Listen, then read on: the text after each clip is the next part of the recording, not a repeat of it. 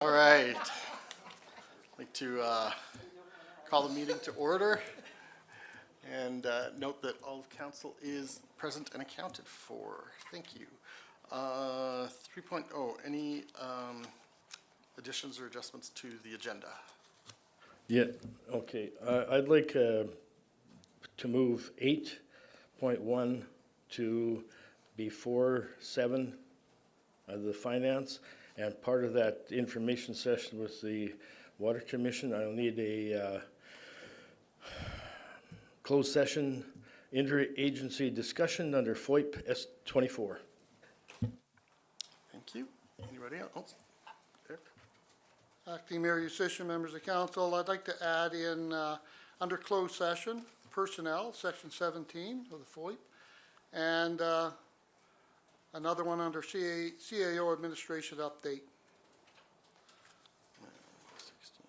VoIP section on your, Oh, your FOIP section 23, That's in camera? in camera, yeah. Okay. You had some? Yeah, I sure did. I just a question before I make my additions. In the closed session, there is a item for bylaw 1-25, ALT 1-25. Is that the $2.5 million borrowing that we took out? Yep. Can I ask why bylaw is being discussed in camera? just a reminder to use your microphones. Acting Mayor Yusishin, members of council, the discussions that take place in camera must remain in camera. The bylaw itself, the motions were made in public, so the bylaw itself is a public, but all of the discussions that pertain to that are camera in closed session items. Can I ask when is it that we discuss a borrowing bylaw in camera and not in public? There is a section under the Freedom of Information that upcoming bylaws can be discussed in closed session, and that was researched and Okay, well, I'd like to put a 1-25 as well under old business, please. I have public information to discuss on it. Old business as well. This would be 10-2, would be sanctions and code of conduct. And new business. Sorry, excuse me, Councillor Harris, you said old business, but then quoted a new business item. Oh, no, okay, so 1-25, old business, sanctions, code of conduct, old business. This is the new business that I'm gonna tell you right now, would be the preliminary work for the development, let me just see, I have to think. I would like a total of all of the preliminary work that we've done thus far on on all of the developments that we have going on right now. So I don't know how you,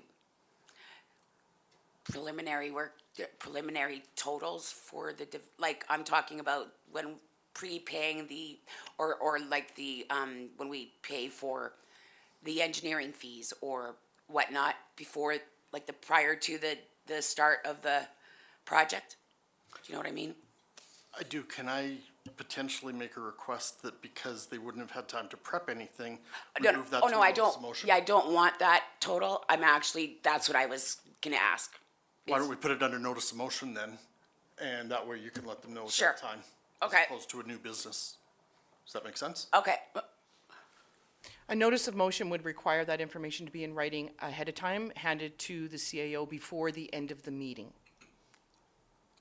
According to well- council's, Okay. all I So was gonna do is procedural direct bylaw. administration, ask council to direct administration Then to get then a let's leave it total. as a 10.1 and we'll have a Yeah. motion of that effect. Okay. Thank you. Sorry, what were you calling it again? Oh, I don't know. Site preparation, preliminary site preparation totals? That sounds pretty good. Sure. Sure. Thank you. All right, anything else? Anybody? All right, can I get a motion to approve? Councilor Delonte? Put forward the motion to approve. All right, all in favor? Opposed? Carried. That covers that. Adoption of regular meeting of council, March 26th, 2025. Can I get a motion? Councilor Berry? I move to adopt the minutes of the regular council meeting of March 25. Any questions, concerns? All in favor? Opposed? Cool. All right, since we moved 8.1, Capital Regional Northeast Water Services Commission. Jean and Bill, come on up. And just as a reminder, if you can hit your mic when you guys are talking. Are we gonna go in camera after these gentlemen? We are. Yeah. Okay. Well, good morning, everyone. First of all, thanks for allowing us to come before you this morning. One of the goals of our commission these days is to make sure that we improve our communications with all of our members and all of our customer groups. So we've made a commitment this year to meet with each of the councils to make sure that we're addressing any questions you might have about the work of the commission, where things are headed, and what the future entails for the commission. First of all, I want to thank Councillor Sandal, who's represented you on this board for as long as I've been here, so the last 8 years, I think. Councillor Sandal has been there, and Amber Harris, Councillor Harris, who also is a former vice chair of the commission, who's also represented your community very well. I can tell you that your community is well represented by the people who have been at the table, and Councillor Sandal continues to bring your thoughts to the commission on a very regular basis, so I appreciate the work that he does. We have about 15 minutes here, so we want to run through some information just to make sure that you have a good sense of where the commission is headed at the present time.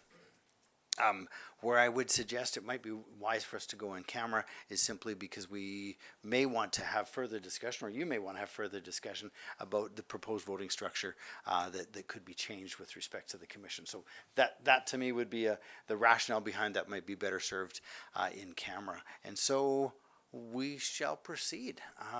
I should introduce, my name is Bill Tanita. I'm a councillor with Strathcona County and also the chair of the commission at this point in time.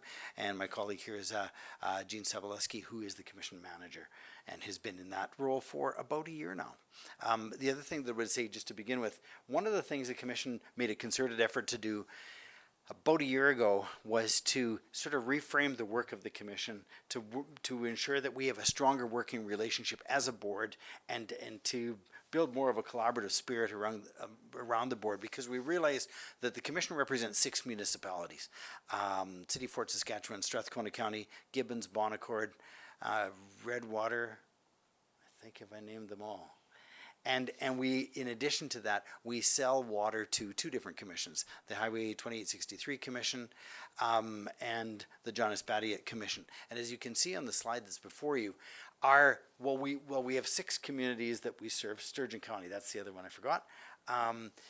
We serve 6 municipalities as members. When we take those other commissions into consideration, we provide water to about 220,000 people across northern Alberta, northeast Alberta. So it's no small organization in terms of the way that it functions and how it serves the community. And the goal of the commission is to ensure that everybody has safe, clean drinking water within this region. And to ensure that you get your water without having to think about it. Water to me is one of those things, you just want to know it's going to happen. Same as wastewater. You want to make sure that when you flush it, goes where it's supposed to go. And when you turn on the tap, you get clean drinking water. And so that's our goal, is to ensure that you don't have to worry about that process. It's going to happen. And I'll turn it over to Jean to run through a little more information. Yeah, so we'll kind of very quickly go through the slides because of the time constraint. I want to kind of focus on more Bill's presentation. But basically, we have a number of pipelines, some fun facts. I've got some highlighted there. The PCCP pipe, the stuff in red, that is the same kind of material that blew up in Calgary. So we have some concerns with that. We have an inspection that we just finished. Cost us $1 million to undertake that inspection. We're going to be doing that every 5 years because we have to be proactive. If that line goes down, everybody is out, and you're probably out of water or very reduced flows for about 3 weeks. And that line is the line that connects us from EPCOR in the city of Edmonton and brings it up to our online station. And then from there, the water fans out to all of our different municipalities. But it's that critical piece of infrastructure. There's one pipe that delivers water from Edmonton to our online station. What's critical to know is, if you think about what happened in Calgary and what happened in Montreal, in both of those instances, a pipe blew up. In Calgary, it took weeks and weeks to repair.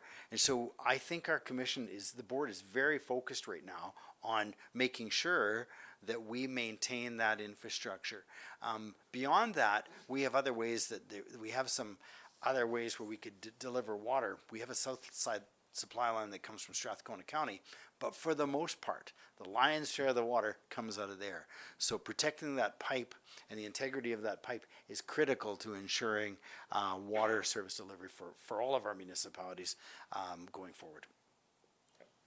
So I'll kind of fast forward. The commission has been in operation since 1970.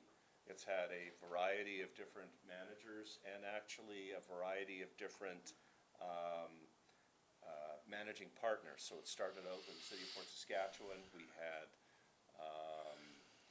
the Strathcona County. We had Sturgeon County managing it. And towards the end, here we go. Towards the end here, it's myself as an employee, as the CEO of the commission manager, CEO. And we don't have a lot of employees in our organization. The next slide I want to go to, just fast forward it a little bit. Want again, there. Last year we sold approximately 6.6 million cubic meters of water. And the next slide, we recovered about $9.356 dollars. And as a result of the numbers that we've got here, we managed to reduce our rates. I took a look at our expenditures. I took a look at what we need to put away for reserves, and we managed to lower our water rate that we've had for the last 2 years. So that was one of the exercises that I focused on. Just before you move off of that slide, the numbers at the bottom are really kind of instructive. It just gives you a sense of who buys water and how it's distributed. So the city of Fort Saskatchewan, they consume 44.6% of our water. They go up, so go up one. There, 39. 39.46% of the water. Gibbons, they consume 4.02% of the water. Bonaccord, 1.95%. Jonas Badiak, our largest customer, at 32.39%. And Badiak buys water from us, and it flows downstream to another water commission called ACE. So that's how we get water running all the way out, almost to the Saskatchewan border. They also get water out of Lloydminster from the other end. But that's how it's flowing. And then the Highway 2863 Commission, about 6.7% of the water flows through them. Okay, so I'll fast forward to a couple slides. Yeah, that one. So that basically is the water rate that was decided on by the board this year. You'll notice that JSB and the City of Fort Saskatchewan have a lower rate, and it's essentially the lower rate because of the nature of the system and the amount of capital. There's a lot of capital in the system that really doesn't apply to the city and to Jonas Badiak. So the board came up with a ratio that essentially looked at what the different rates are, and because everybody pays such a low amount or uses such a low amount, the recovery in capital was $163,000, but because of everybody's low amount relative to the city and JSB, I call it the smaller communities, so Sturgeon, Gibbons, Bonaccord, Redwater, and Thorhild, their rates were $1.48 versus $1.395. Probably the good news on that is last year you were paying $1.61. So water dropped for everybody. It just dropped a little bit more for the largest users of water, the city of Fort Saskatchewan and Vegreville. And just to provide context a little bit, well, there's 109 kilometers worth of pipe in the ground that services this region. Fort Saskatchewan actually only accesses about 4.8 kilometers of that pipe. Badiak accesses about 11 kilometers. And so so really it's volume and it's usage, how much of the system they're using. And that's why for the first time we began to look at, can we tweak the rate to adjust for those two groups who are the largest users of water and use the least amount of pipe. So we'll go to 2 slides down. Yep, that one. So really highlighting, we have a lot of capacity in the pipes that we have. So capacity of the pipe is never an issue for us. It's going to be the quality of the pipe. The next slide, please. And that was the original allocations. The AUC, the Alberta Utilities Commission, tends to like to talk about allocations. So I've given everybody your respective allocations and where your percentages were in 2024. So that's the last column. Sorry, so where that's significant, we might want to just note that is essentially, as Jean says, you've got lots and lots of water. We can guarantee probably for next many years of growth in your community, there is not an issue of being able to ensure that you're going to have water going forward. Yep. So the commission is, next slide, please.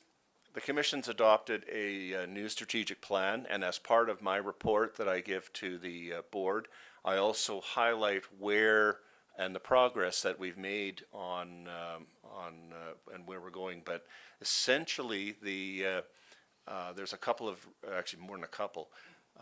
They did set some goals. One of the big ones was to enhance our collaborative and cooperative efforts with members in 2025, which some of these meetings are starting to do, and more information that I provide to each of the board members. The other one was to address the City of Fort Saskatchewan issues and the JSB issues that are outstanding with us, and then begin to adopt and move forward with a capital plan. So the capital plan, as I've dove into this thing, my background is engineering.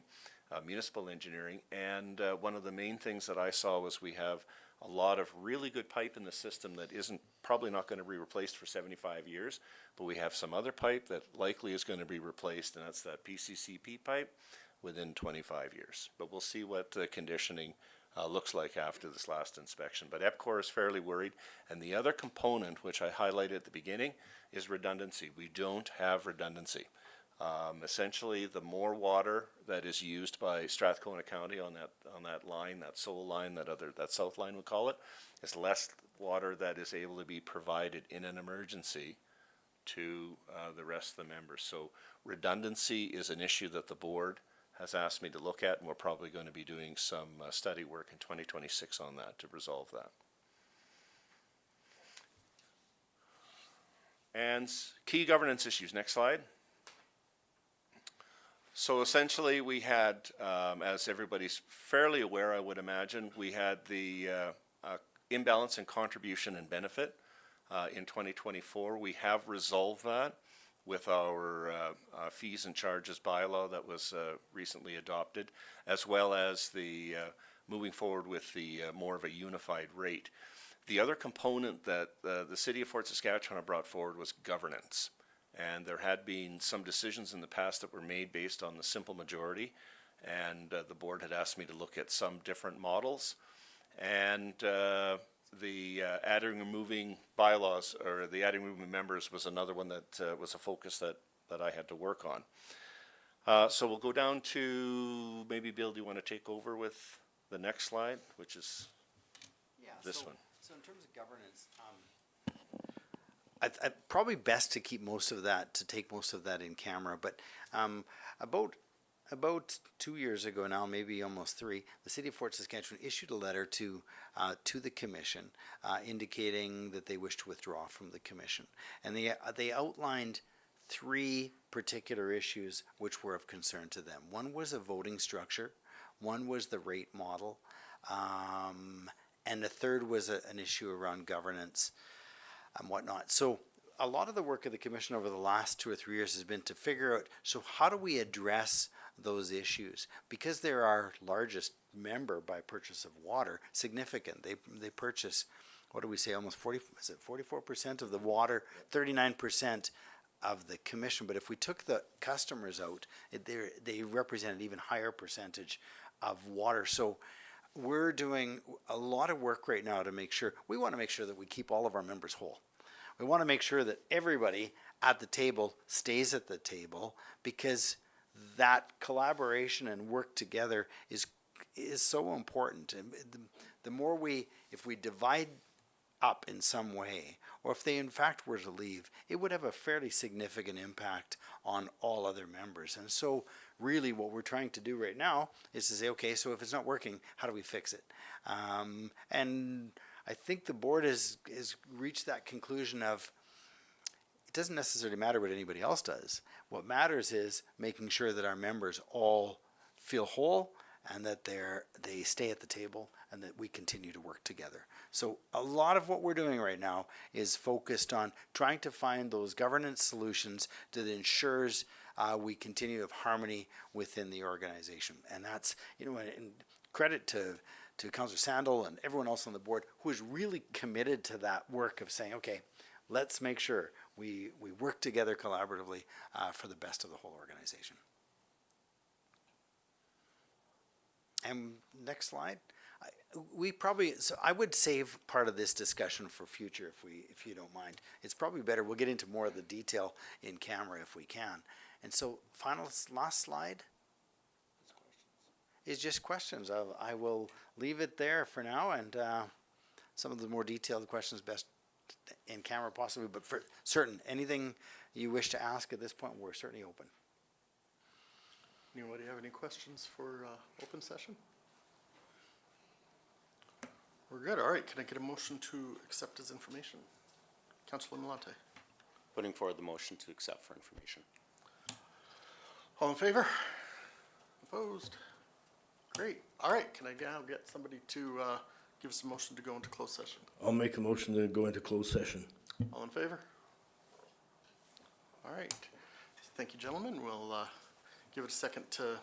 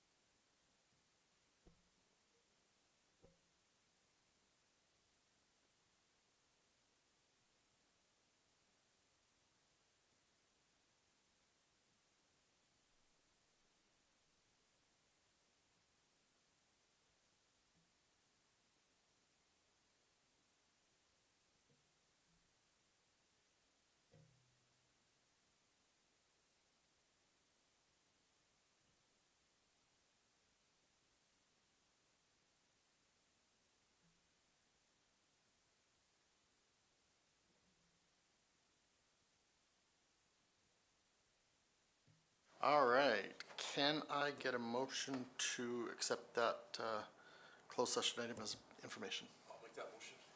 Thank you, Councillor Kozak. All in favor? Opposed? All right. That puts us back to finance, 7.1, accounts paid as of April 3rd, 2025. Can I get a motion? I'll move to accept the accounts paid as of April 3rd, 2025. And questions?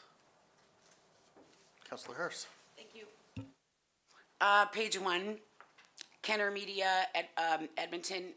It is a check for $236.25, and it is from December of 2024. It says, everybody see where it says December 2024 big box run? Can I ask why that account is being paid in April, please? Or March? Acting Mayor Usician, members of council, this has been late in receiving invoices from them for a couple of years, and I don't know why they're always late in invoicing us. So we just got the invoice. That's correct, so it just got paid. That's interesting. Okay. Next one is Renee's Vacuum Service for a vac truck for Heartland Station for $1,911. If we own our own vac truck, why are we paying for that? Councilor Usician, members of council, the vac truck was in repair. It was sick, so the Heartland Station needed to be cleaned out, so emergency services were required. We just bought a brand new vac truck for over $300,000 and it broke down. Yes, that happens. What was wrong with it? Acting Mayor Usician, members of council, Councillor Harris, if I'm not mistaken, it was the starter that went on it, and we got it repaired and back in service within, I think it was within less than a week, wasn't it? Yeah, less than a week, it was back in and repaired. Okay. So we had to use them once. Acting Mayor. Councillor Malonte. Just a question on the back truck. Is there any warranty on that still? Councilor Usician, members of council, I'd have to look into that, so I'm not sure. Okay, it's a question that I'm wondering about if Okay. it's a newer vehicle, right? Thank you. Does she have an answer? Looks like she might have an answer. Go ahead, Kendra. Acting Mayor Usician, members of council, we did look into it and it was not under warranty anymore. Any part of the vac truck is not under warranty, or just that specific issue with the starter, or you're not sure? I couldn't answer for certain, but that part for sure wasn't. Councillor Malonte. So I'd like to ask if, I don't know if I need a motion for it, but I'd just like to ask if, we can just get a list of items of things that are still under warranty versus what's not, just so that we don't get unanticipated costs. Yeah, we That need a we're motion aware of. for that for sure, but Yeah. we can do that after. Okay, thank you. Any other questions? Yep. Councillor Harris. Same page, for the Summit truck rental, the $12,075. Why, this says that it was for August 2024. Why are we paying that now? Acting Mayor Usician, members of council, there again, that invoice was missed being sent to us back then. And when they went through their audit, they discovered that they hadn't invoiced us, so they invoiced us. It was from them, not from us. We didn't notice that we didn't pay our $12,000 bill. I mean, we've been paying it for a year, and It was when they performed their audit that they invoiced us. We looked into it, and yes, we discovered that that was missed, so we paid it. I don't know if I have to make a motion after this, my questioning, but I would like to see evidence of that, please. So I think Ms. Jeffrey is saying that we did not miss it, Summit Truck. Yeah, I want to see the dates on that. The dates on the The dates on the yeah, invoice. that will require, Yeah. but be aware that council is getting down into the weeds when they start asking. That's fine. such. It's a $12,000 payment that wasn't paid in August of 2024. There is an indication that the company made a mistake in invoicing it, and that's why we're paying it now. I would just like to see evidence that that be the case. Please. I'll make a motion after this. Second page. For MEMJ Consulting, I see that the check date was the 27th of March, and yet the dates for the check was from March 17th to March 31st. I understand that we're billed hourly. How can we bill 4 days in advance? Acting Mayor Yusish, members of council, those were the weekend. That company does not work on weekends. So what day was the 27th of March? Anybody got a calendar handy? Yeah, it was a Thursday. Pardon? It was a Thursday, and then the 31st was a Monday. So,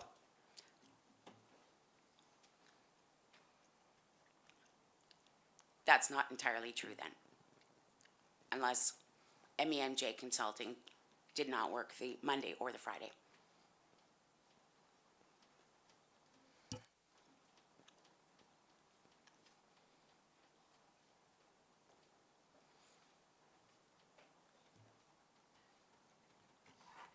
Can I have an answer, please?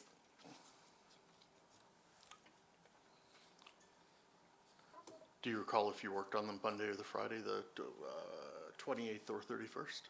If I did, they would have been on the next invoice.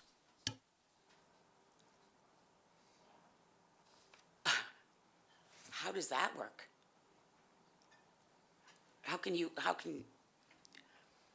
This is dated to the 31st of March. How can you invoice the following check if you have the end date being the 31st of March? I'd just like some accountability. That is an $8,000 check for 2 weeks that was written. Acting Mayor Yusish, members of council, Councillor Harris, I signed the timesheets. I will review the timesheet again and get back to council. Well, MEMJ Consulting is not an employee, so there is no timesheet. There has to be something to account for her time. Okay, so So he said that he'll review that and get back to us. I missed that part. Okay, thank you. Actually, sorry, Councillor Berry, you had a question there? I have two quick questions. The first one, there is a charge for housekeeping, house cleaning, $1,113.87. Could you describe what exactly was being cleaned? Acting Mayor Yusish, members of council, that was an invoice that was submitted after there was an agreement with the previous CAO. Okay. The other question is regarding an expense to Knight and Company appraisals for Cottage Lands Commercial, I believe appraisal is what's meant here, $2,572.50. Acting Mayor Yusish, members of council, that was for the appraisal on the cottage lands prior to them going on sale. Okay, thank you so much. Councillor Harris, you had more? Yeah. Sorry, just further to Councillor Berry's question on the house cleaning, what was the explanation of that? That was a, Acting Mayor Yusish, members of council, that was an agreement that was arrived between the residents and the previous CAO. so the previous CAO authorized the town paying for a resident's house cleaning? That is correct.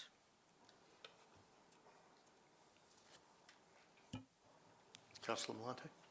So I guess my question is, my assumption is if it's the outside of a house, if it was impacted by dust or something like that, I wouldn't mind like finding out more information as to what the house cleaning was versus somebody vacuuming a carpet. So if was if it's external to a house and there's been impacts or significant pieces that the town's impacted, that's the only assumption I could think of. Under FOIP, we cannot really reveal the name of the individual that it was, but it was through many discussions and long deliberations. There's no documentation? Yes, there is. We cannot reveal the name of the individual. To us, you can, though. By motion of council. That is That's covered freedom under of personal information. privacy, section 17. Section 153 of the MGA, it's our job to inquire with the administration of the happenings within the town administration. True, but section 17 still prevails over the name. So redact the name. Yep, the name can be redacted and the information can be released. Maybe Councillor Malante make a motion after that, after we're done. Okay, Should probably go to Councillor Barry just out of respect because it was her finding. sure. Yes, I do have another question. Sorry, back to page 1. It has 5 down, Camtrack inspection services for CC repair, 156, or 5126 41 Avenue, for $1,560.70. Can administration elaborate on that charge, please? First page, Camtrack inspection services.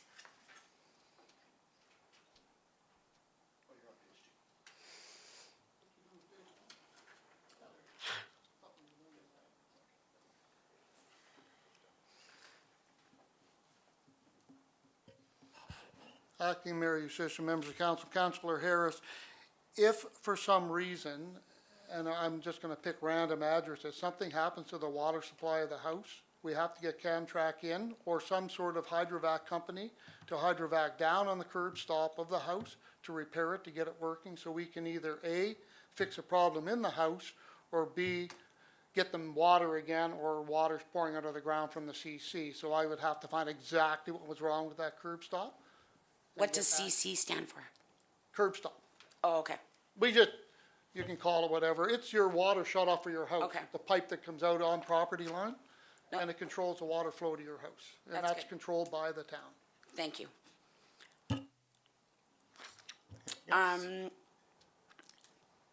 That's it for now. All right, any other questions? All in favor?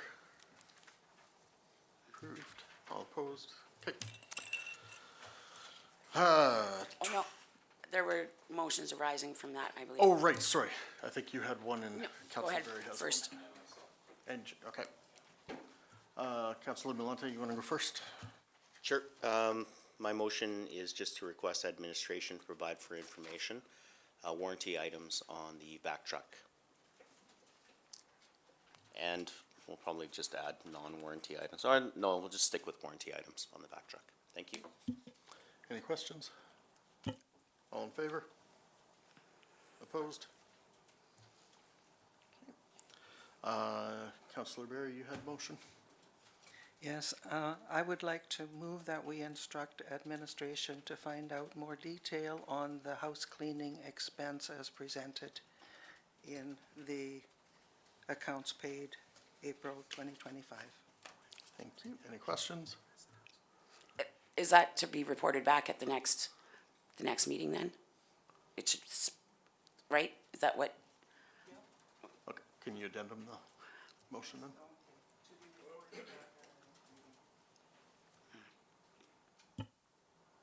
Okay, all in favor? Opposed? And then I think you also had one, correct? Yeah, thank you. I'd like to make a motion that council direct administration to inquire with the billing practices of MEMJ Consulting for the payment period of March 17th to March 31st. and have that information available at the next council meeting, please. Any questions? All in favor? Opposed? Okay, that is defeated then.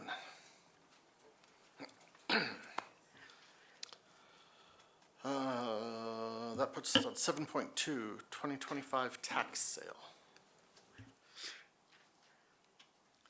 Acting Mayor Yusish, members of council, the purpose of this report is to respectfully request that council set reserve bids for the Town of Gibbons 2025 tax sale to be held on June 20th at 10 a.m. and to be held in the Gibbons Council chambers. The town presently has 3 properties that are scheduled for tax sale in 2025. Lot 5, Block 10, Plan 6091NY for $222,720.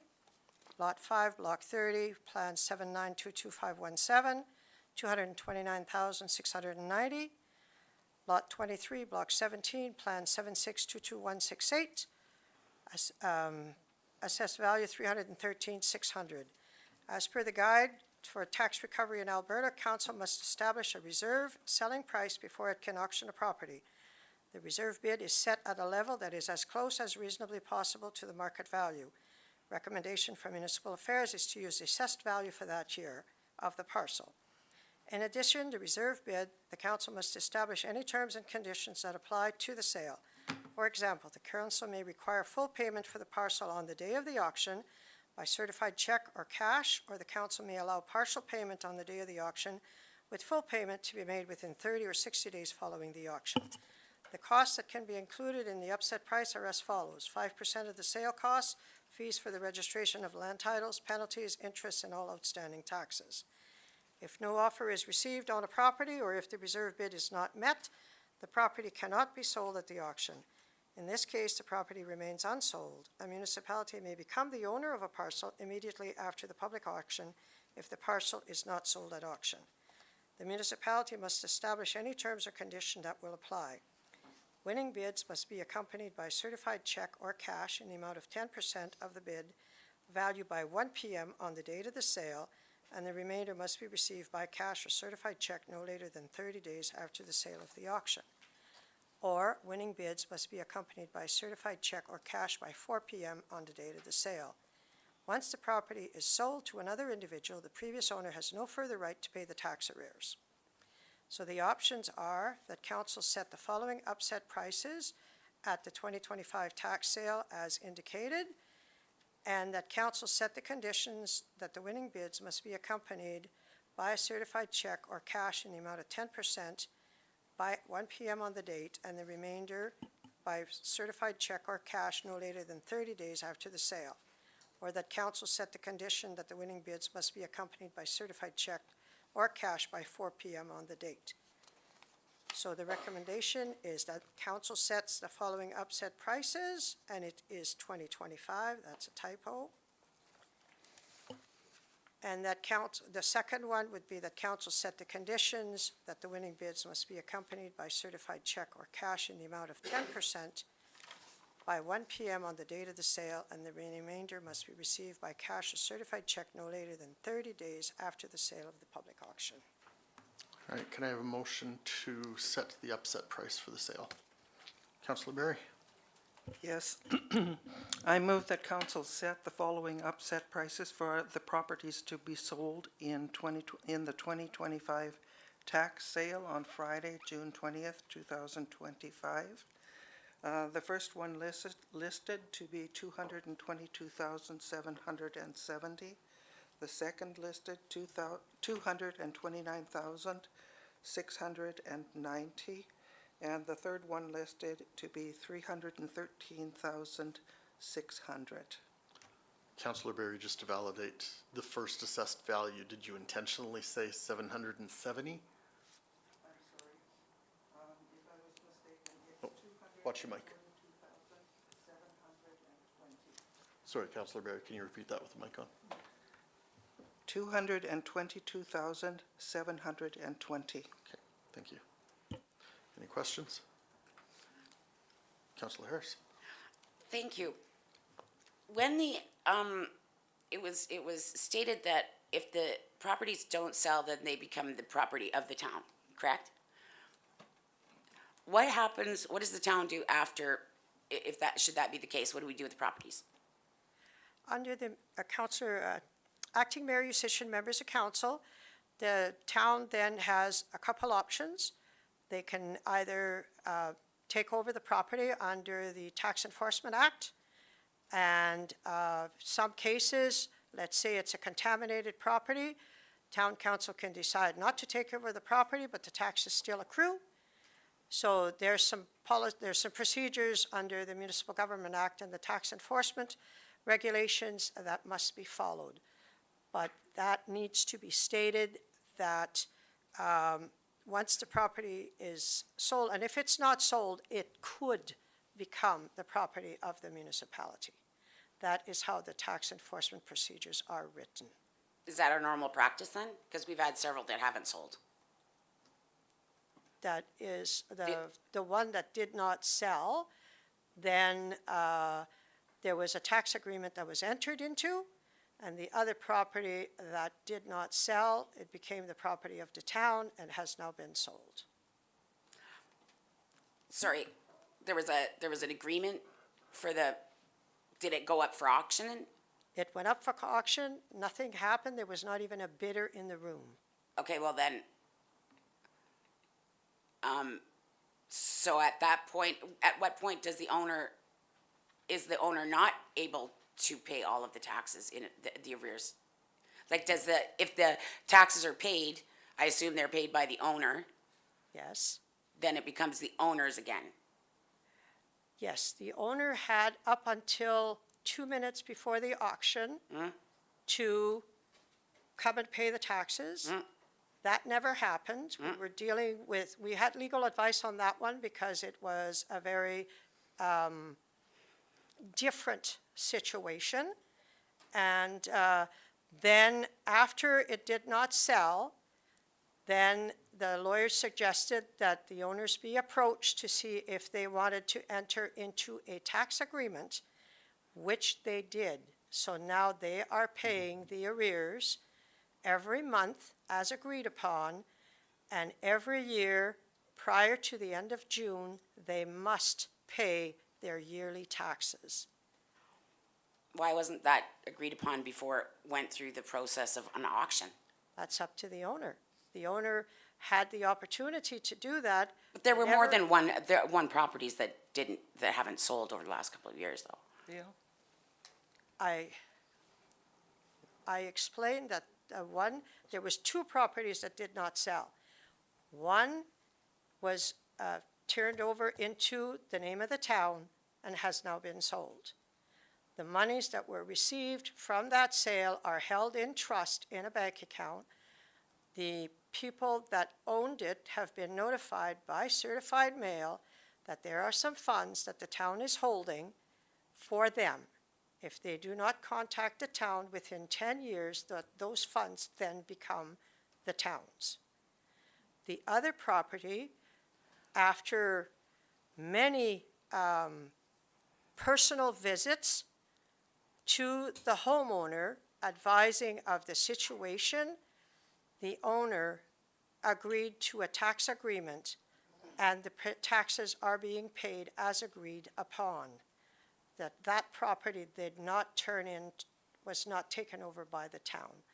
In that case, that property, if the town would have taken over, those residents were, the lawyer was ready to submit a vacate notice. They would have had to leave their home, get out, and then the house would have become property of the town to be rented or to be sold as the town wishes. Dale? I'd like to call the question on this, please. Okay. All right. With that, all in favor? I'd like a recorded vote, please. Opposed? All right, can I get the second motion relating to the terms of payment? Councillor Berry?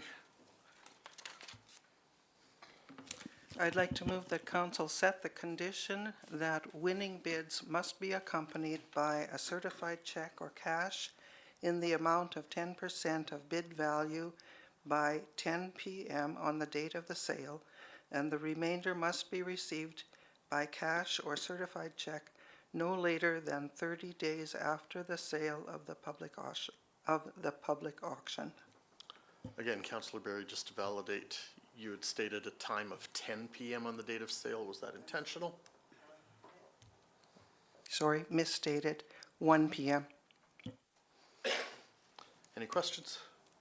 Councillor Harris? I'd like to request a friendly amendment to that motion and just, in addition, have administration follow up with council the outcome of the auction. Councillor Berry, are you willing to accept that as a friendly amendment? Yes. All right. Any other questions? Oh, Recorded vote, Council please. decision, members of council, that is mandated by the tax procedure or the tax enforcement, and that had taken place. Administration must report on the tax sale. all right, thank you.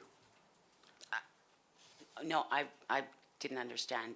She's basically said, based on the Tax Enforcement Act, or whatever that is called, Yeah. it's mandated that she reports it back to us anyway. I would like it written down, though, because I mean, I didn't know anything that was just said about the previous conversation that the question I was don't think it called, hurts so. to have it in there anyway, so. All right, any questions? Recorded vote, please. All in favor? Oh, okay. Opposed? All right. 7.3, balance sheet.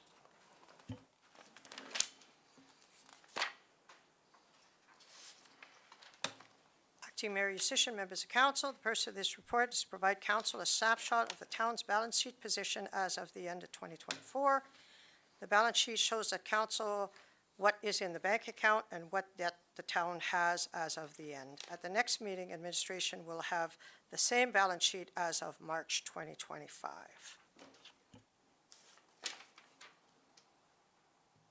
All right, can I get a motion? Councillor Sandal, I think you were. Councillor Berry have her hand up first, but I'll sorry. make the motion if, you know. Me, to accept it as information. Any questions? Councillor Harris? Was this in reference to the statement that had been requested of the 2 lines of credit? The detailed statement of for the 2 lines of credit? Because that's what was asked last meeting, to provide. A detailed monthly statement, not total. And this is as of 2024.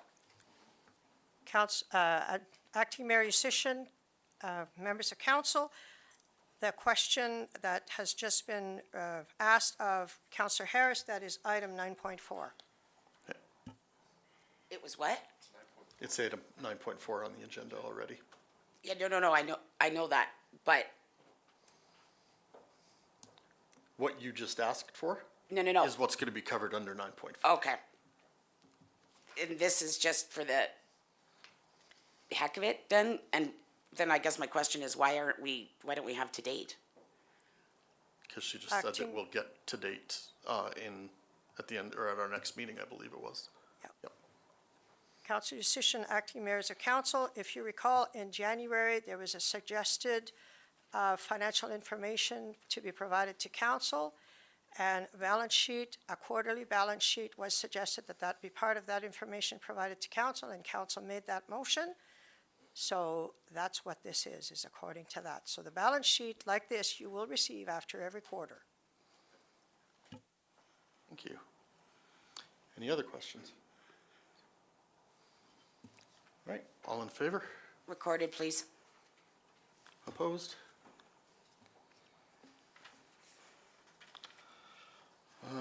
Right, 9.1, I believe we are at now. Current loans and interest. Acting Mayor Yusish, members of council, the purpose of this report is to clarify questions from council at the March 12th regular meeting. The attached spreadsheet identifies all the loans that the town presently has, the interest rates charged for each loan, the interest payable on each loan for the year 2025, and the principal payable on each loan for 2025. All right, can I get a motion? Councillor Berry, I'll move that we accept this as information. any questions? Councillor Harris, Just give me a sec.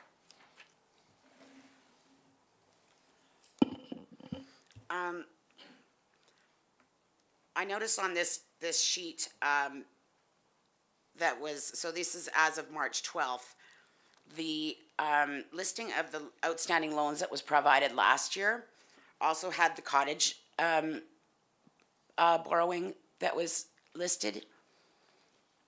Where is that money? Acting Mayor Yusish, members of council, there was a bylaw that was adopted on the cottages, never exercised, so they could not have been listed as loans outstanding. They would have been as part of a debt finance or a debt servicing and a debt limit when that bylaw was brought before council, but it was never exercised. So there was never a loan taken out on the cottages.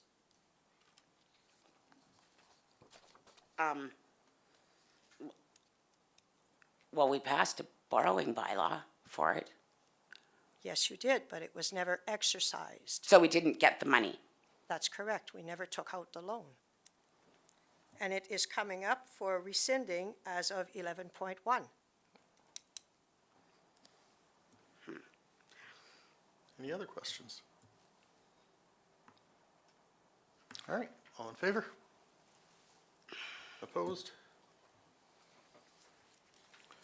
9.2, council contact with auditor, clarification.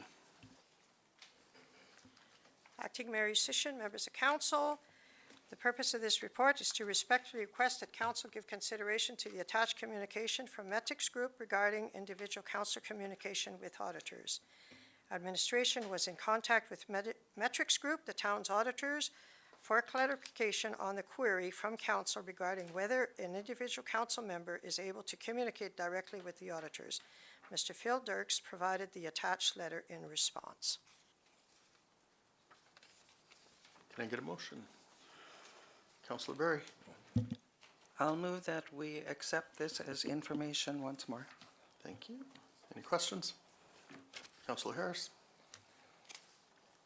In 2023, I contacted Mr. Dirks with Metrics Group, our auditor, and I had a lengthy conversation as well as written correspondence with him. And I had shared some information that I thought might be pertinent to the audit that he was conducting in that year. There was no problem. I got no other response other than thank you, Councillor Harris, from Mr. Dirks. And fast forward to last year, I did the same thing. And I was told that I was unable to contact the auditor directly. I do know that it's regular practice with many other municipalities to speak with the auditor on an individual basis. And I'd like to know when this changed. I could be wrong, but I believe that would be a question that we would have of the auditor, not No, our finance team. we are, This is a letter from the we auditor, hire the auditor. correct? Yeah, And he has stated in here that based on the MGA, this is what the rules say. Councillor. I can't state why he allowed it 2 years ago. I don't know that. But I could say that he has answered it here, to me anyways, relatively clearly. The purpose of my questions about this is because, and I'll use last year as a prime example, because all of council was included with my correspondence to the auditor, as the auditor requested. I had provided 2 checks to the auditor, one for $1.14 million and change, and that was payment that Mr. O'Malley had taken a picture of the check for payment for the 4.5 acres, the first payment. And in the audit report that the auditor noted, it said that the town was set to receive a check for $1.16 million. So that was alarming considering that check was $20,000 difference. The other check that I provided to the auditor with all of council's knowledge was a check that Mr. O'Malley had provided to council, a picture of a check that Mr. O'Malley provided to council for about $20-some thousand back in 2014, I believe. And it was a payment from Landrex. And again, in the same audit last year, the auditor noted that this was an outstanding debt owed by Landrex from 2013, I believe, and it was set to be written off. So I provided those two pieces of information for the auditor to look into. I mean, I'm not an accountant, so, but they did seem a little bit alarming to me, and council chose not to. I was told council, actually it was in a public meeting, that council did not direct the auditor to look into those two items, for example. So that's my problem with informing all of council about information that each one of us may have, because it gives way to roadblocks being put up for any possible fraudulent activities. So, you gonna call the question? Yes, I am. All right. All in favor? Recorded, please. Opposed? That puts us at 9.3, municipal cooperation, or corporation, sorry. Acting Mayor Musician, members of council, the purpose of this report is to respectfully respond to council's request on whether the town of Gibbons has a municipally controlled corporation. The town of Gibbons has no municipally controlled corporation. It was researched by the municipality, but it was never established. As per the Municipal Government Act, Regulations Alberta as attached, for a municipally controlled corporation to be set up, the following actions must take place. Council must pass a resolution to form a municipally controlled corporation. Council must then send the resolution to the Minister of Municipal Affairs within 60 days of the resolution being passed. A public hearing must be held, including the following information: the services the corporation intends to provide, the names of the shareholders, the geographic locations the corporation intends to provide services inside or outside of the province. If it's a utilities corporation, the proposed rates that will be charged, a market analysis and a business plan. All of the above information must be provided for public viewing a minimum of 30 days prior to the public hearing being held. In conclusion, council never passed a resolution, therefore step one did not take place. The town of Gibbons is not part of a municipally controlled corporation. Thank you. Can I get a motion? I'll move to accept it as information. Any questions? Councillor Harris?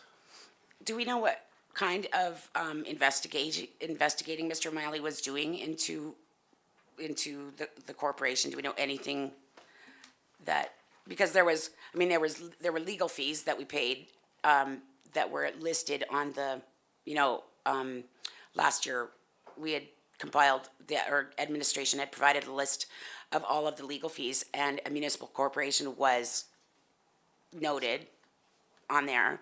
I have correspondence from Mr. O'Malley from 2021 indicating that he was meeting with Mr. Gary Wetch and Gord Putnam to discuss the municipal corporation. And I have on video right now, if you'd like me to play it, I had inquired with Mr. O'Malley who DeRuyter Investments were, and he indicated that that was Mr. Gary Wetch, and he was helping us create with the creation of our municipal corporation. We've spent a lot of money on a municipal corporation that we don't have any and this is over years. So what happened to it? Why did it go dead in the water? Mr. O'Malley's not here to answer that question. Administration is here. Acting Mayor Musician, members of council, Councillor Harris, most of that information left with Mr. O'Malley because as the leadership team in this, we've never really got into the dealing of corporations with Mr. O'Malley when he was here. So that was him on his own doing that. So we just we researched this, we're not a corporation, we have no corporations, and we don't plan to get into one. Why don't we have the information from Mr. Like, where's his personnel file and his computer and whatnot? We can only have what's on there. So, we've been, going through his file cabinet, and I have seen nothing on there. Both me and Ms. Pinot have been going through the file cabinet, and anything that's pertinent, we keep. What about his emails? Councillor Berry? I would suggest that Councillor Harris, if she wants more information on this, to make a motion following this one. For the moment, I would like to call the question. Councillor Barry, you're abusing that. And you are prohibiting me from asking questions on behalf of the residents and taxpayers of the town of Gibbons every time you do that. But she has called the question, and we can't argue that as Yes, per and there's an abuse of that. And I am asking the chair to put a stop to that. Okay, I can look into that. Absolutely. My response to that is that as council members, we have an opportunity to speak to any particular motion twice. And always, Councillor Harris has been allowed to speak to motions over and over and over and over. And what I'm trying to do is to make our meetings a little bit more efficient. That's it. Thank you. So, Excuse me, ma'am, but please no comments. All right. Question's been called. I recorded. All in favor? Opposed? All right. 9.4, lines of credit report. Acting Mayor Yusish, members of council, the purpose of this report is to respond to the request from council for the activities with the 2 lines of credit. The town has 2 lines of credit, one for operating, one for capital. The activities that have taken place with these 2 lines of credit since the beginning of this fiscal year is attached. These reflect interest charged, interest paid. Can I have a motion? I'll move to accept it as information. All right, questions? So I better make it a paragraph, right? Yes, I have a question. I think that council had requested in the motion, if I'm not mistaken, to have a detailed listing of the ins and outs of those lines of credit, a detailed listing, what went in, what went out. And this here looks to me like, so the balance is $2,794,548.35. And did we take from Peter to pay Paul? Because it looks like we took $12,000 away from it, and then we credited $12,000. Acting Mayor Yusish, members of council, interest in, interest out. Automatically, at the end of the month, they take out $12,705.02. It gets put back in the first of the month from the operating line. Okay. I think what we were asking, though, this is my second question, so I'll make it a good one. What the $2,794,548.35 was spent on, detailed. Where'd it go? Why are we in the hole? That is what I think my interpretation of what the request was of this. Well, I think that is a valid question and something that we could make a motion on. I don't believe it was what the original question was.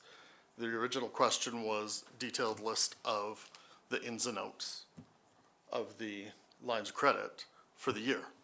And that's what we've been provided. So I think we could definitely have a motion requesting, okay, for previous years, where did that 2.7 million go? But I'm just looking at the minutes to the meeting. Actually, Ms. Pinot, do you happen to have the motion handy for that? For last meeting? Yeah, Councillor Harris, that would be part of the minutes that were passed today, the draft minutes. Okay. One moment.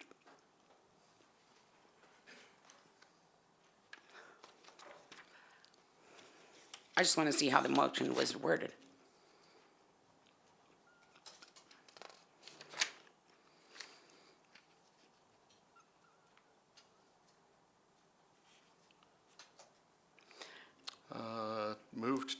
You moved to direct administration to provide a detailed monthly report for both short-term for the short-term borrowing bylaws.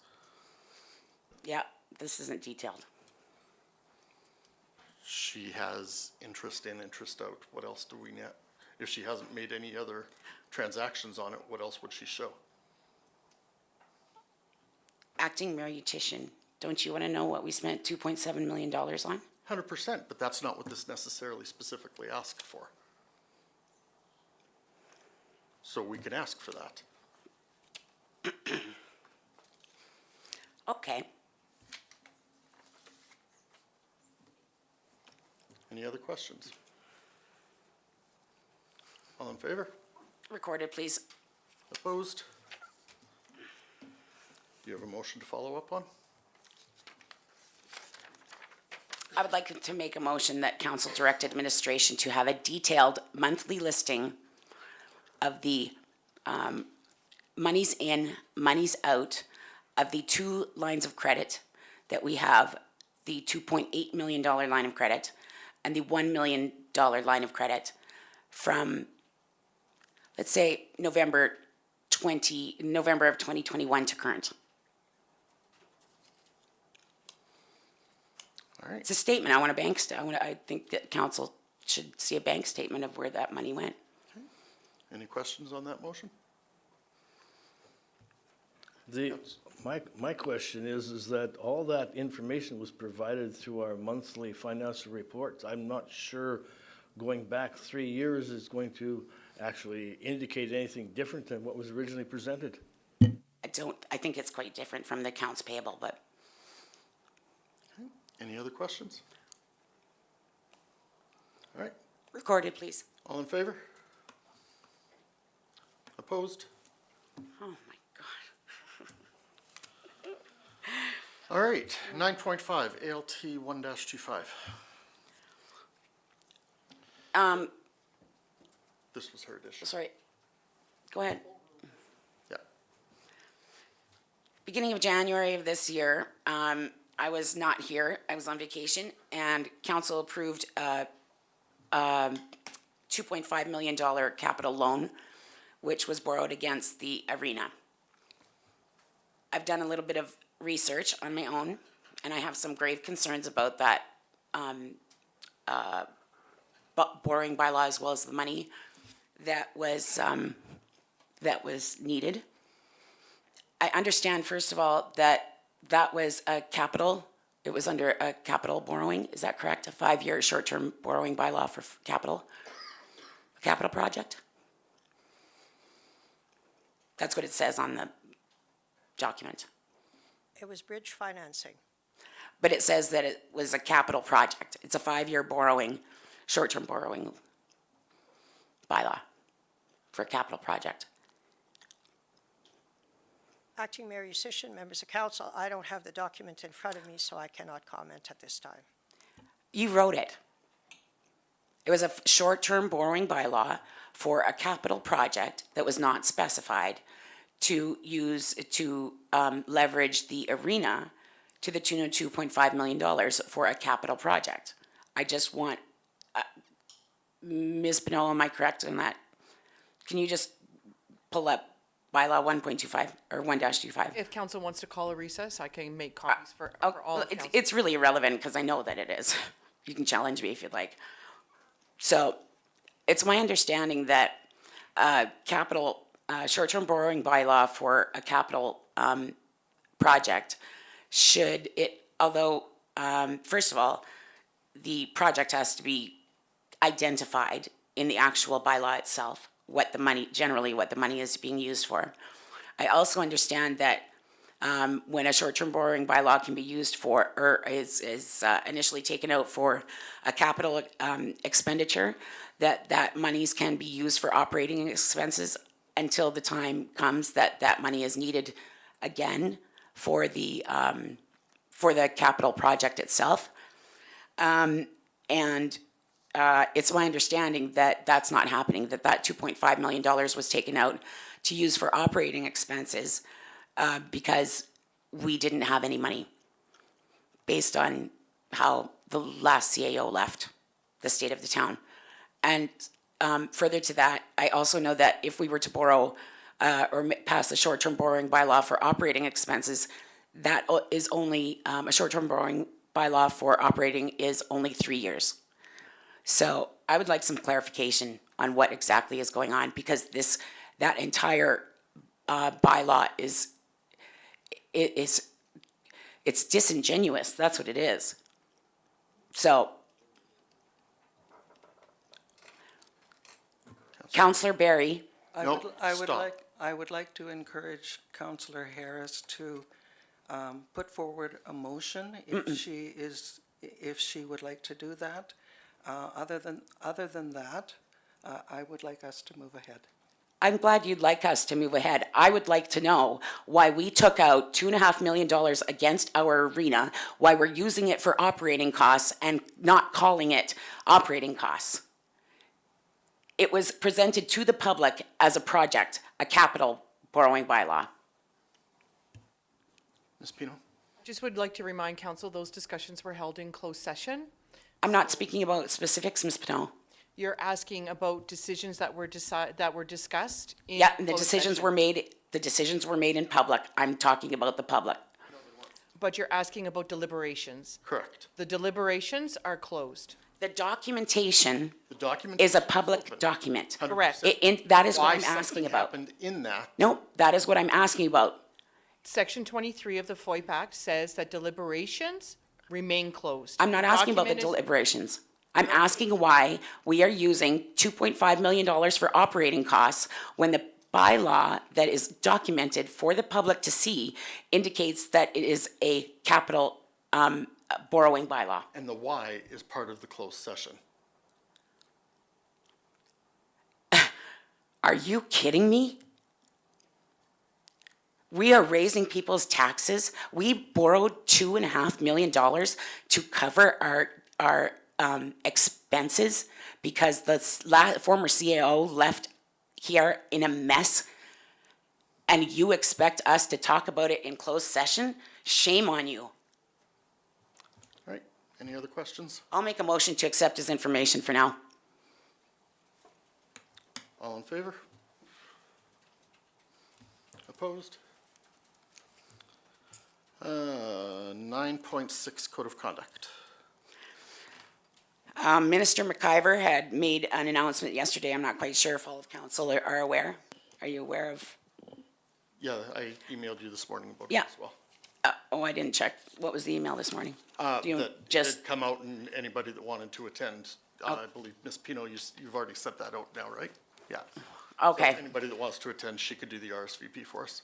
okay. Having said that, in case the public doesn't know, Minister McIver, the Minister of Municipal Affairs, has removed the necessity for council codes of conduct because they have they've been used as weapons against some members of council throughout Alberta. I'm all considering, I would like to make a motion that council consider reinstating my duties and, no, Councillor McIver, There's two things about that. One is, that's already been discussed, it's already been defeated, you can't bring it up again. I'm not asking, Secondly, when was it defeated? during a closed session item that you chose to leave for. Oh, I didn't choose. I was not welcomed back in, nor was I notified of We're the, not getting into that again. oh, can you tell me what the outcome was then? Yes, we accepted the discussion as information. Oh, so you're not reinstating me then? No. And secondly, and I could be wrong, I'd have to go back and read the letter from Yeah. Minister McIver, but I don't believe it's actually been passed. Yes, it has. Okay, all right. Ms. Pino? It's currently a bill before the legislature, Bill 50, but nothing has been passed into law yet. Okay, Okay, thank you. All right, is there a motion? Excuse me, you have to do something with this item, so I was either gonna say, remove it is from there the a agenda or make a motion, but I need to have something for the minutes. Is there a motion for this? Nope. Are we gonna have a motion to remove it from the agenda then? I'll move to remove it from the agenda. All in favor? Recorded, please. Opposed? 10.1, site prep totals. Thank you. I was going through the accounts payable, and I noticed over the last few years, we've spent an exorbitant amount of money on site preparation and engineering costs and whatnot. And considering there are 3 projects that are not going forward anymore, I assume that the Southside, the Commons aren't going forward anymore. Acting Mayor, Assistant Members of Council, Councilor Harris, not this year, no. Okay. Are we, so that's not going forward. The cottages aren't going forward, and the Legion isn't going forward, right? Okay. So, what I noticed is that, like I said, we have spent a tremendous amount of money on fees for site prep for those 3 projects. I would like to council to direct administration to compile all of the costs, the preliminary costs associated with those 3 projects from the 27th or the November 21st to current, and present them to council next council meeting.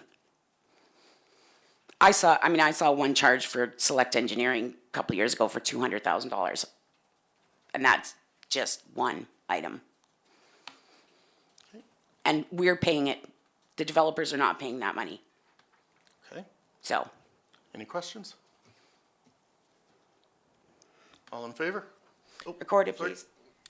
Just if we could get a list of those site preparations, specific developments, so that they're just not looking for all developments. Well, it's in accounts payable. I mean, it says, No, it'll say, she's saying, could we specify the motion to be just those 3 oh, specific? yes, just those 3. Yeah.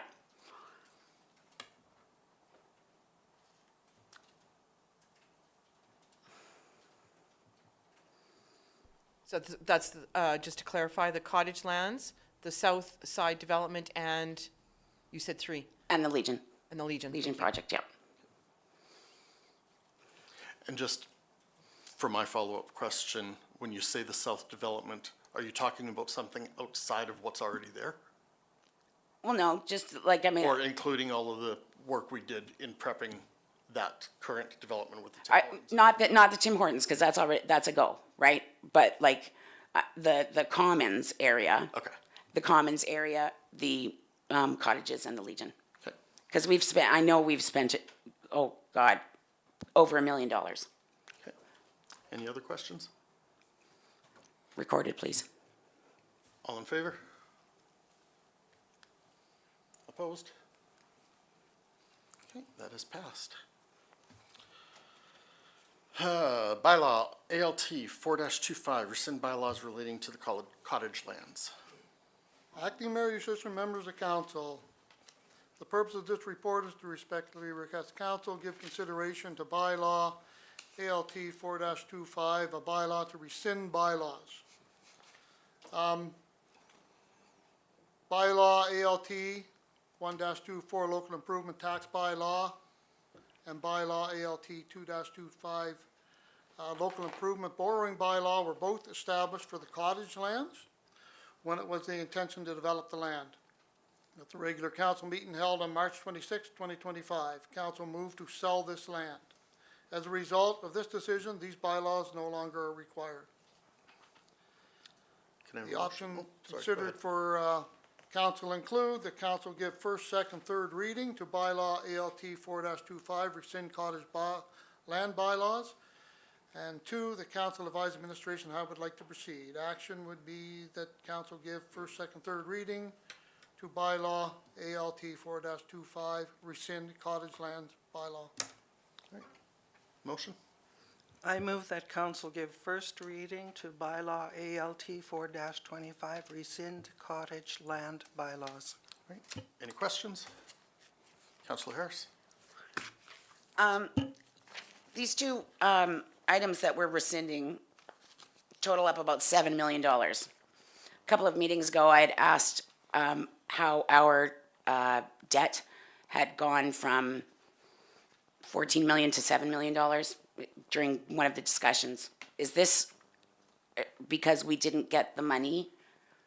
Do you recall what I'm asking about? Yeah, Ms. Jeffries had quoted that our debt limit at the end of whichever year it was, 2024, I believe, was $7 million.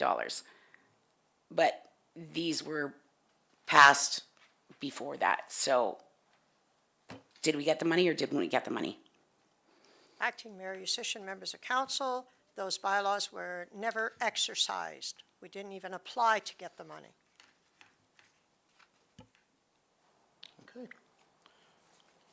I actually have a quick question. In the background, it states ALT 1-24 and bylaw ALT 2-25, but in the actual bylaw, you're showing 1-24 and 2-24.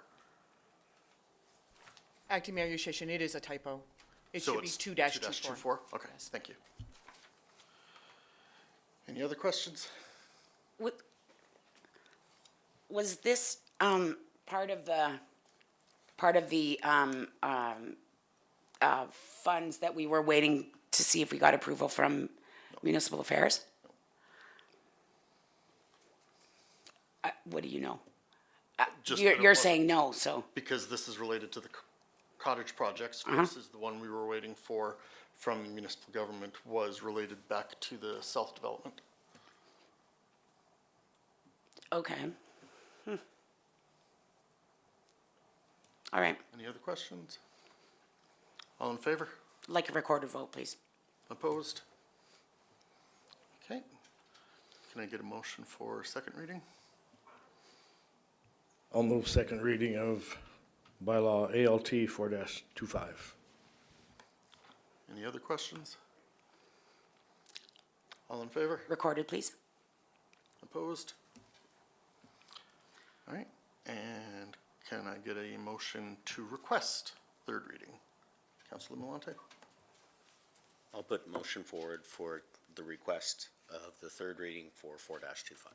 All right, questions? All in favor? Recorded, please. Opposed? Okay, that one is defeated.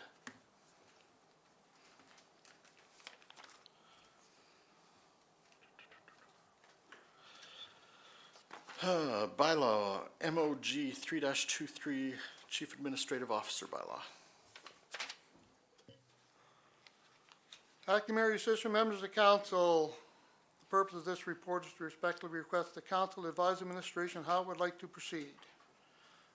At the regular council meeting on March 26, 2025, council directed administration to bring bylaw MOG 3-23 Chief Administrative Officer bylaw to council to review. As a note, this bylaw was last amended November 2023. Options available. The option for consideration by council include the following. The council advise administration how it would like to proceed. All right, can I get a motion? I'll make the motion. Okay, what are you motioning for? Sorry. The council advised administration to accept as information. Okay. Councilor Berry?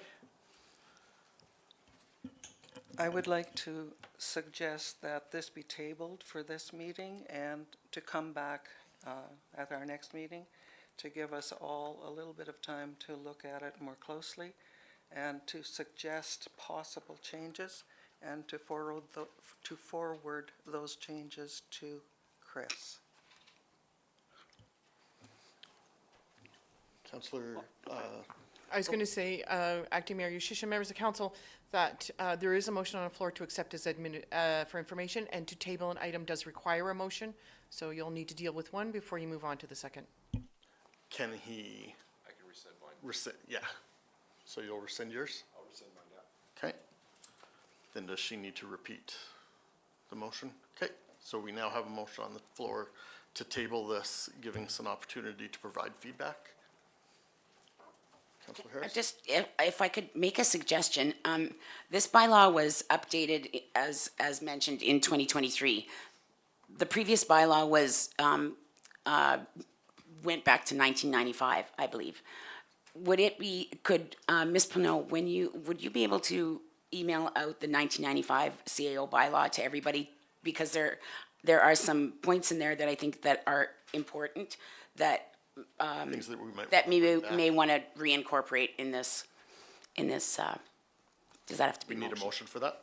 I would just suggest that council amend their motion, that Councillor Berry amends her motion to include that I email out the previous bylaw. Friendly amendment on that, Councillor Berry? Yes, I'm content with that amendment. Do I have to repeat it? I can't make a motion or make a friendly amendment. I can only record. So if a member of council could make that friendly amendment, that would be helpful. Okay, I'm going to start from the beginning. I would like to move that we table this item to our next meeting to allow for some time for council members to provide input and into possible changes to the CAO bylaw. And also, I would like to request administration provide a copy of the previous CAO bylaw for our consideration.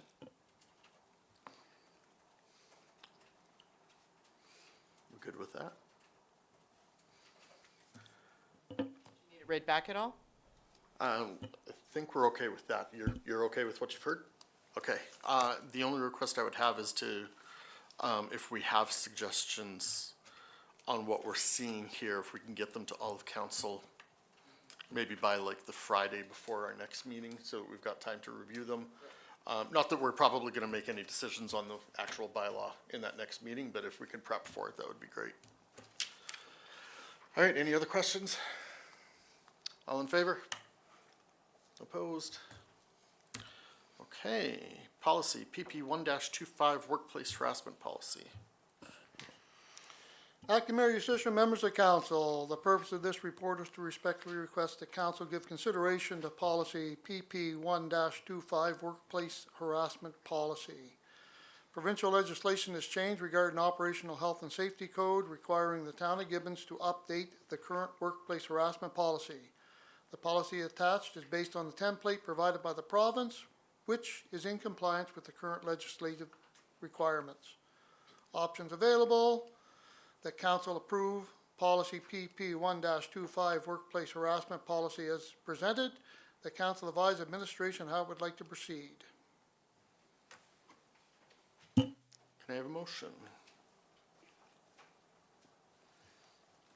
Councillor Berry?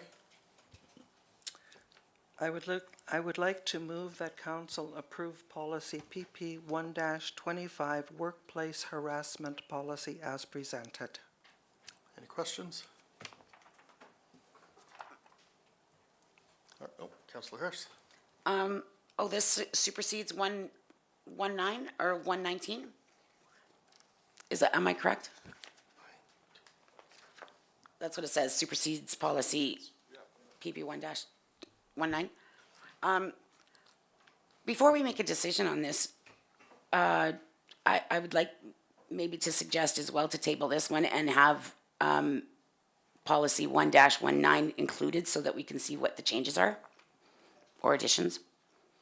Councillor Berry, are you willing to rescind your motion?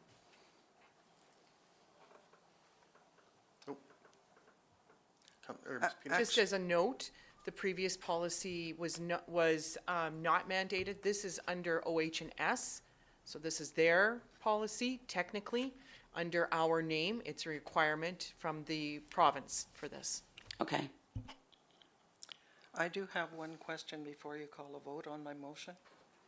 And that is, does this harassment policy apply to members of council as well as employees? At the very beginning, I'm just trying to find exactly where it reads. The town of Gibbons is committed to ensuring the safety and security of all employees. Does that mean only employees, or does that include council members as well? Acting Mayor Yusish, members of council, this is for employees. Correct. Thank you for clarifying. All right, so I think my question's still outstanding. Councillor Berry, are you willing to rescind this and rescind your motion and we table it? Or would you prefer that we move forward with the vote? I'm fine with rescinding my motion and tabling it again until the next meeting. Thank you. With one, No, now you Oh, get to okay. ask your motion. I would like to make a motion that we table the, no, Oh, sorry, yes, yes. right, it's just a new, well, couldn't Councillor Berry just make an amendment? No, she rescinded the motion. Rescind- okay. Now you. I would like to make a motion that council direct, or that we, table this policy until the next meeting, and that administration provide council with the previous policy as well. 1-19, please. Any questions on that? Councillor Sandal? Yeah, seeing as this is mandated by the provincial government, I don't see any reason to even attempt to try and change it or alter it, because it's the province is doing it. It overrides anything we might add to it. I guess actually that would be my question, Ms. Pino. Other than replacing probably generic locations to the town of Gibbons, is there anything that was, in essence, written by us? No, this template came directly from the province. Okay, This one here. yes. Reason for my questions, just so that council and administration and members of the gallery know, is because there was a complaint that was put in by a summer student in 2017 that was never followed up on. So I would just like to see what the previous policy said and compare it and make sure that we don't miss anything going forward, that's all. But again, I think the point is that we're not going to be able to add to this or remove from it because this is directed from OH&S. No, but yes, we can. You mean this verbatim is the one that has to be, where is that written? First of all, I didn't write the policy, number one. It came directly from the province, the template from OH&S. I think background information was attached for council Okay, but- review from the province. Yeah, So, sure, but we can make additions or alterations to it. I think we're pretty standardized as far as the policy. However, I'm more than willing to provide whatever council needs to make their decision, so. Okay, well, we have a motion on the table of tabling this and providing the old 1-19. Just for comparison, we can pass it next meeting. Okay, Due diligence, any that's other all. questions? All right, all in favor? Recorded, please. Opposed? Okay, and that one passes. That one's done. Staff reports. Haley is new to this, so Haley's going to present for community services. Acting Mayor Yusishin, members of council, in 2024, over 5,100 people attended Town of Gibbons initiatives and events. That included 376 volunteers with 2,900 volunteer hours. The GFRC saw over 4,000 people walk through their doors in 2024. Regular season ice is completed and we are into a very booked spring season at the arena. The food bank is looking for donations of canned soup, pasta sauce, cake mix, cookies, and coffee. And then see the newsletter on our website for more information on events. But I could ask a quick question on that. Just of the 4,000 people that went through the GFRC, do we know, does that include food bank? Or- Yeah, that is including food bank, yes. Thank you. I recognize all the data collection that goes into your report to the province regarding FCSS funding, so I do appreciate the numbers. All right, thank you. Monique? Acting Mayor Yusishin, members of council, we're working on the 2025 operating budget and capital budgets. Actually, we are ready for bringing the budget to council. So if council is willing to, I would like to request that council set a first budget meeting for Tuesday, April the 15th at 7 p.m. Working on the cash flow management. Audit is being finalized with the auditors, and tax enforcement, as you saw by the tax sale bylaw and that sort of thing, it's fairly busy. And on a very positive note, I would like to inform council that as of yesterday, all lots in the meadows are sold. All 39 lots are sold.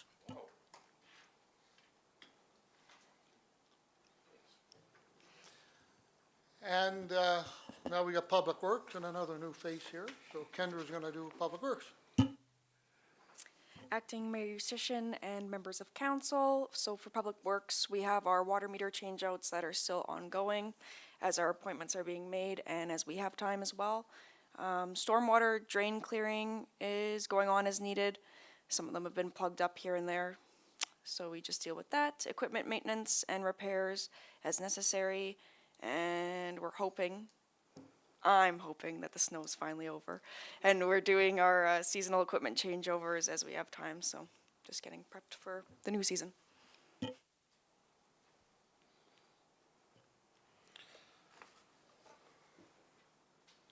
Acting Mayor Yusishin, members of council, so the fire department, we slowed down a little, which is a good thing. County calls are 47, town calls are 50. The current membership is 24. We lost one. He was actually an RCMP constable, and he's just too busy and had a new baby and doing police work and new babies, just too busy. And the meetings, Provincial Priorities Act webinar was there, meeting with Landrex and the mayor's breakfast in Redwater. Projects, the Barbarita restaurant is open, because I did have one there, so I know it's open. And the cannabis store is open, and no, I was not in there. And the daycare is right on the verge of opening. The fire inspections are done and all of that. They just got to get all their people in and whatever's setting up is going inside. So everything's good there. So. All right. Just a quick question. I noticed that two more of the lease spaces have signs on them that say that they are leased. Do we know who is moving into those two spaces? I gotta ask what lease spaces. Oh, at the, over in Yeah, the there's the south end. daycare, there's Barbarito, there's the cannabis store, and then there are two spaces that have leased Nothing on is their doors. firm yet Oh, from so you're not allowed to planning. So yeah, unless it's firm, I won't bring it to council, because then it's going out and they'll say this is happening.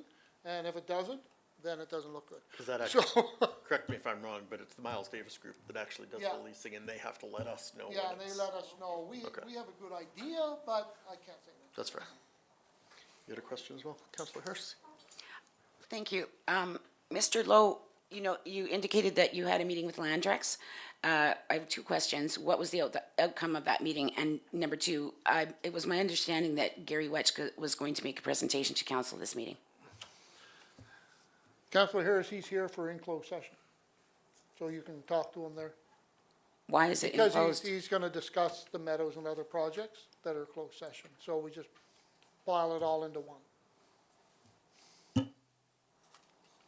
Today? Today. Ms. Pino? He did indicate he had a meeting at noon, and council's meeting has gone long, so he may not be out there waiting in the lobby any longer. Okay.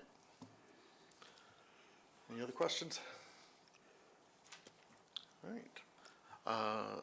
Motion for, I'll move to accept this information. thank you. All in favor? Opposed? All right, let's start with Councillor Sandal.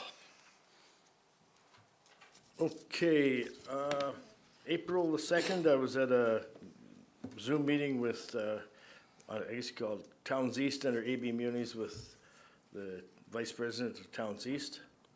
April 3rd is at the Edmonton Global Shareholders Meeting. April 4th, I attended the Mayor's Breakfast in Redwater. And April 7th, I went to the Water Commission meeting. And that's all. Thank you. March 28th was the Aero Utilities Board meeting, which in June, we have our 40th anniversary coming up. So I know I haven't responded yet because I don't know yet. And April 2nd, Virtual Towns East meeting with the new CAO. April 2nd, again, was Coffee with a Cop. That was a lot of fun. And April 3rd, the Edmonton Global AGM. And April 4th, the Redwater Mayor's Breakfast. Thank you. As per my sanctions, that I'm not able to go to anything town-related other than the 2 meetings per month until the end of October. I have nothing to report. Councillor Malante? Oh, Councillor Berry, you can go ahead. On April 1st, March 31st, April 1st, and April 2nd, I attended the ASHA conference in Edmonton. ASHA is the Alberta Seniors and Community Housing Association, and my attendance is in relation to my appointment to the Homeland Housing Board. Later in the day, on the 2nd of April, I took part in the Northern Lights Policy Committee meeting. And on April the 4th, I attended the Redwater Mayor's Breakfast. Councillor Malante? Yesterday, I attended the Gibbons Fire Department meeting, and it was a really good meeting. I missed the photo opportunity, and I was hoping that maybe our interim CAO can have some discussions about life-saving awards that were presented to the teams that were present. And I don't know if we can mention names, but I would certainly like to mention the names of the firefighters who went above and beyond the call of duty on that. Thank you. Ms. Pino? I just want to advise council that I did send Ms. Ferguson out to check to see if Mr. Wedge is here. He is still here, so, but does have to leave soon. So if, in can move it along. consideration of that, if council would like to move along. Okay. Was that all you had, Councillor? I'll just say really quick, a bunch of our firefighters saved a life on the Vinca Bridge. Thank you. Wonderful.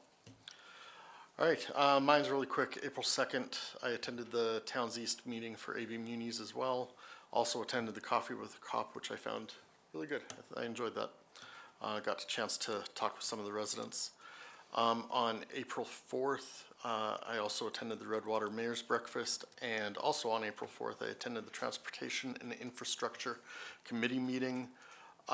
This was my first one since Mayor Deck has left, and I have found out actually that we have been approved for the engine retarder signs being put back up, which my understanding is within the next 2 or 3 weeks. Yeah. Possibly 4 weeks, I think, actually, now that you say that. And also, we have been approved for changing the speed limit between the lights at the Tim Hortons up to 50th Avenue to 80 kilometers an hour all the way through there. And they will readdress the potential of before the Tim Hortons lights at a later time. And that's it. Any motion for motion? Councilor Malante? But for the motion for information. All right, and all in favor? Opposed? All right, let's take a, Do you want to deal with the correspondence before you go into closed session? probably we should. Can I have a motion regarding the correspondence for information? I'll make the Oh, motion. sorry. I'll make the motion to accept the correspondence as information. Thank you. Any questions? All in favor? All right, let's take like a 2-minute recess. Let Mr. Wetch get in here, and then we will call closed session.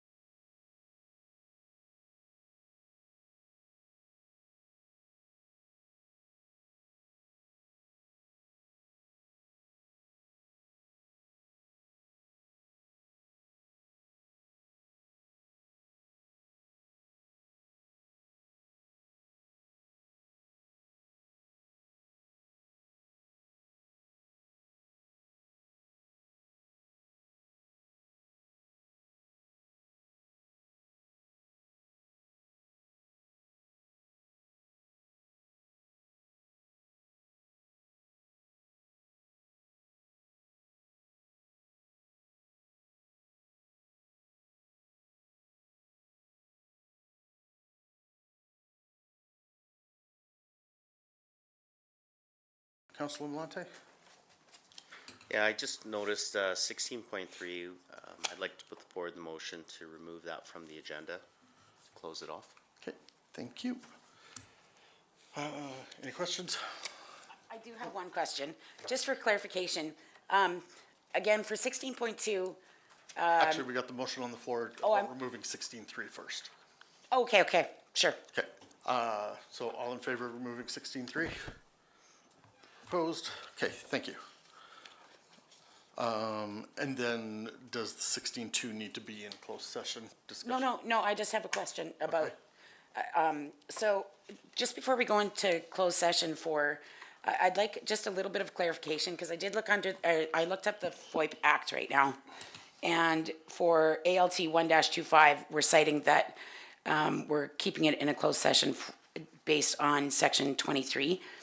Can I just have a little bit of clarification, because I'm looking at section 23 right now, and it indicates the local public body confidences and some of the items that public body may choose to refuse disclosure to the public on.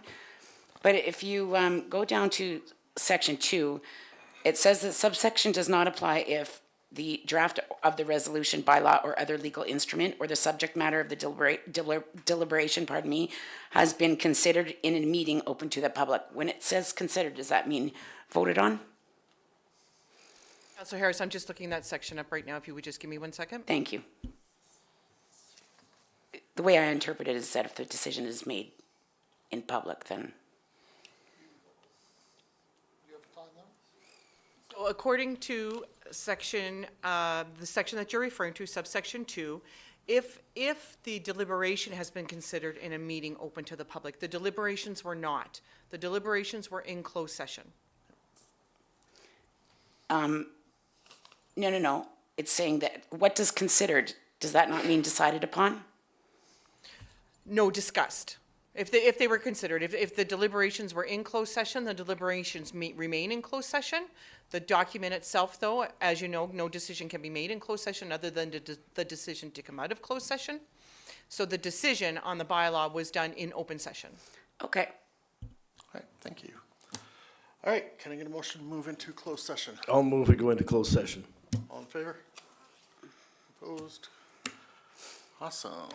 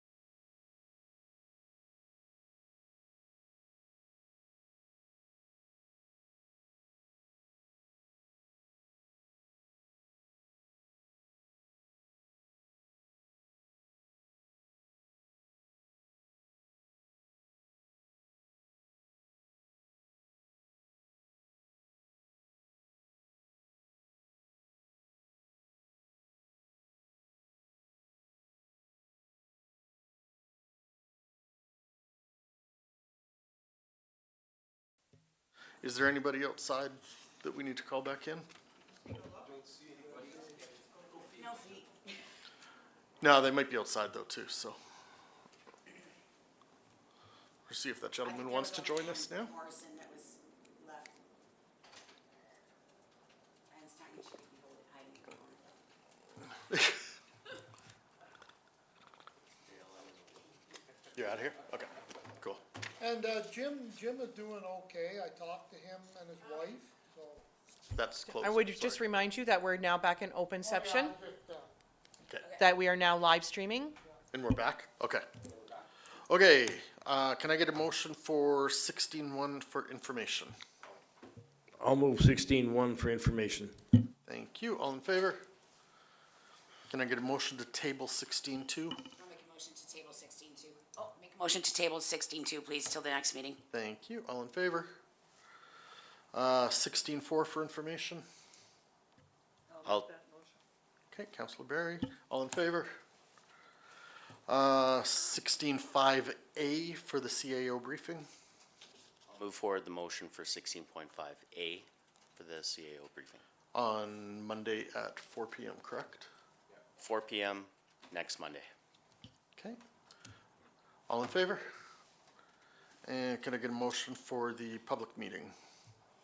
I'll make the motion for the public meeting for April 15th at 7 PM. Budget meeting. Budget meeting, yep. Thank you. All in favor? And we are adjourned.